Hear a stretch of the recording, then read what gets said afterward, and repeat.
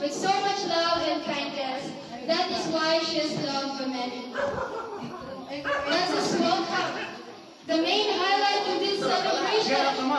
Ladies and gentlemen, our lovely celebrator, Rosetta Tamayo. Yes! My mother of earth. Mother of gold. Video ba na? Video din ka. Don't touch my work, my goodness.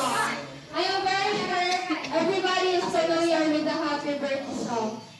Okay, let's sing her a happy birthday song. Happy birthday to you. Happy birthday to you. Happy birthday.